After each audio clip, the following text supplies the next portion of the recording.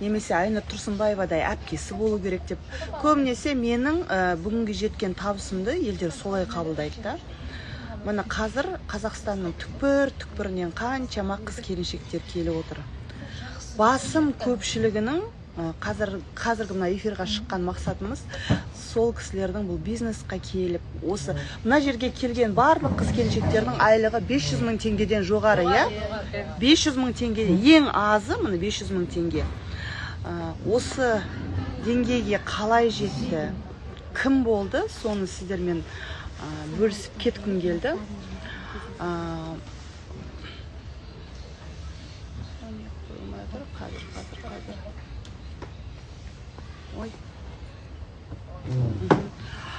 Мысалы, Әлия ханым қалайсыз? Көңіл күйіңіз қалай? Әлия ханым алғаш рет келген екен, я? Шетелге. Шетелге алғаш рет шығуым. Ал самолетқа да алғаш рет отырдыңыз ба? Алғаш рет мінген, мен вообще самолетке мінгенде дейтін, жүрегім дейтін вообще аузына шығып кетейін деп тұрды ғой, вообще. Қорқып түскенге ше, қорыққаннан. А уже түсіп, уже мына елді көргеннен кейін мен вообще қуанғаннан деп вообще алып кете жаздадым. Вообще еще автобусқа мініп бері қарай келгенше каждый нені түсіріп, вообще өзімнің ана мына жүрек дейді вообще. Шығып кетейін деп әрең тұрды ғой. Ішке келгеннен кейін Wi-Fi-ға қосылғаннан кейін үйдегілерге балдарыма соғып отыр. Мен мына жерде жүрмін деп. Неше балаңыз бар? 3 балам бар менің. Жалғыз басты анасыз. Жалғыз басты. Осы уақытқа дейін немен айналысып едіңіз, НЛ-ға дейін? Мен осы уақытқа дейін мен әртүрлі жұмыс жасадым. Даже осы уақытқа дейін мен өзім қол жуып келдім. Общежитияда кәдімгі Теңгиз деген бізде месторождение бар. Сол жерде 14 күн жұмыс жасаймыз, 14 күн демаламыз. Ал осы соңғы пандемия кезінде мен вообще 56 күн деп вообще үй көрместен, бала шағамды көрместен солай жұмыс жасап кеттім да. Уж содан кейін мен бірақ параллельно дауысын қаттырақ шығарыңызшы. Параллельно мен осы НЛ-да да қатарына жасап жүрдім. Маған Эльнура ханым, Венера ханым бәрі айтып жүрді, таста болды, таста деп. Пол жуып жүрсіз, мына жақта НЛ-мен айналысып жүрсіз. Мен ана жаққа барғанда да мен бос жүрмеймін ғой, мен жұмысымды жасап тастаймын да, уже НЛ бостықтай уақытымды нетіп кетемін, уже айналамда телефонмен аузон жасаймын, ана смс-терімді жіберемін. Сөйтіп жасай бердім. А қазір уже шүкір мен уже дейтін зарплатым уже 300 мыңға өсті, одан кейін 400 мыңға өсті, қазір 500 мыңнан асқаннан кейін уже мен уже 2 ай болды, қазір тастадым ол жұмысымды. Тастадым. Қазір шүкір уже балдарымның қасында 14 күн тастап кетпеймін, бұрын дейтін 14 күн далаға кеткенде. Далаға кеткенде уже уайымдайсың кетесің. Мамамның қасында болғанмен де уже балдарымның қасында болмағасын, уже мен уже балдарым уже подросток 15, 13, 11 жас болғасын, кішкентай кезінде білінбекте, уже өскеннен кейін уже қастарында болу керекті. Уже Аллаға шүкір, мен осы компанияны Венера ханымға көп рахмет. Екеуміз дейтін бір школда оқыдық. Содан осы бір жолымызды кездестіріп, маған дейтін осы компания бар, сен давай кел, жасайсың, қолынан келеді деп бәрін көрсетіп, үйретіп, осыған дейін сүйреп алып келген осы Венера ханым, біздің Эльнура ханым, барлығына көп рахмет. Осы күнге жеткенім осы ханымдардың арқасы. Көп рахмет.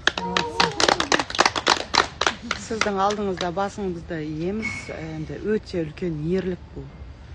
Өйткені екінің қолынан бір келмейді да, мысалы ақша жоқ деп жата береді ғой.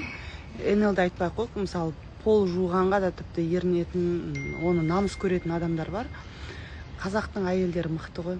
Сол мықтылығыңыздың арқасында деп ойлаймын. Қазір енді 500 мың айлыққа шығып отырсыз. Өміріңіз қаншалықты өзгерді? Балаларыңыз неде жатыр? Сол маған қызық. Уже дейтін, бұрын мен дейтін, даже балдарымды киіндіргенде бізде ана мусульманский бутик, мусульманский андай нелер бар ғой, бутиктер. Ұялатын ештеңе жоқ, бәрі арзан бутик. Арзан бутик, любой адам барып киінеді. Оның ішінде каждый кішкентай баладан үлкен кісілерге шейін киім бар да. Барамда қызым айтам, кеттік базар барып келеді деп ақша түскеннен кейін. Ол кезде зарплатым 70 мың. сосын барып келеміз де, и то тек біреуіне аламыз киімді. Осы айда давай біз ана дастан қалайық, келесі айда мен саған ананы алып беремін деп сөйтіп келісеміз біз үшеуміз. Сосын сөйтіп жүргенде, қазір уже дейтін ақша өскеннен кейін уже базарға барып келді деймін. Мама қойшы, баяғыдай тағы ана неге менің қалай еді, мұсылманский бутик, Рухая сеть қоя. Сізбен базарға барған қыз Рухаяға шулап Рухаяға барамыз, Рухаядан кейін қайтамыз дейді. Жоқ осында дейді, неге бармаймыз. Осы күні дейтін машина салып аламын да Атырауға барсамыз. Атырауға барып киініп, өздерінің қалауымен киінеді қазір. Маған анау керек деп. Аллахқа шүкір. Аллаға шүкір. Шүкір Аллаға. Сол барлығымыз осы жерде жүргеніміз сол балаларымыздың болашағы. Соларды ал мына жерде Панар ханым отыр. Кеше ғана ДТ5 квалификациясын жапты. Панар, айлығыңыз неше? 3 миллион. Сіздің оқиғаңызды естісеңіз. Енді мен де ақша ғой, ақша деп келдім. Аяғым ауыр болды, енді көбісі білетін шығар. Менде қатты токсикоз болды. 6 ай менде токсикоз болды. Мен даже учетқа да тұра алған жоқпын. УЗИға да барған жоқпын. Вообще анда барам, мында барам, бір айлап сөйтіп жүрдім да. Уже 5 айдан асып 6 айға тақалғанда барып қана учетқа тұрдым. Есімді жиып, токсикозым тоқтап, сол кезде барғанда егіз еді маған. Бір жағынан қуанышты жағдайда, но бір жағынан ой болды да, қалай болады ары қарай. Потому что мен жұмыс істемеймін, жолдасым енді ол моментте где-то 80 мың сондай ғана алады. Енді Балқашта тұрамыз, Балқаш кішкентай ғой, бәрі бір-бірін, енді көбісі бір-бірін таниды сондай да. Үйдің жанында магазин бар, сол магазинге айына 40 мыңға продуктыға кіреміз қарызға. Күнделікті сол өмір. Нанымызды аламыз. Иә, сосын зарплата түседі, ол 80 мың, 40 мың магазинге береміз. Сөйтіп сондай өмір, зона комфорта ғой, сонымен жүре беріппіз біз. Жолдасын таңертең кешкесін жұмыста, мен сол қалауым көрем, кино көрем, сонымен жатам. Қызым садикте, үлкен қызым. Сол зарплатаны садикті төлейміз, магазинді төлейміз, болды. Қолымызда бір қалса 10 мың, 15 мың қалады, ештеңке көрмейміз. Сол өмір бола берді. Одан кейін уже егіз дегеннен кейін мен уже өзіме бірдеме істеу керек деп сөйтіп Айнұр ханымның постын көріп, ол кісіге жаздым. Егер ақша салатын бизнес болса, мен қолымнан келмейді, ақша саламайым дедім да сразу. Ақша саламайым дедім, сосын ол кісі айтты да, жоқ, ақша салатын бизнес емес, өзіңе байланысты барлығы деп. Сөйтіп бастап кеттік, енді мен сразу маркетинг планымен кеттім да, өйткені бізде Балқашта кеңсе жоқ, не екенін білмейді, сондай да. Біз қазіргі менеджерға рахат қой, барлығы бар, дайын, өнімді алып, пыстап, ішіп, көріп, бізде ондай возможность болған жоқ та. Біз құр NL приложениесімен отырдық. Шайды да бүйтіп айтамыз. Сөйтіп маркетингпен кетіп, бір айда 52 мың теңге айлық алдым. Өте қуанышты болдық, прям мен 30 мың теңге алсам деп жазғамда Айнұр ханымға, памперске жетсе, сондай болды.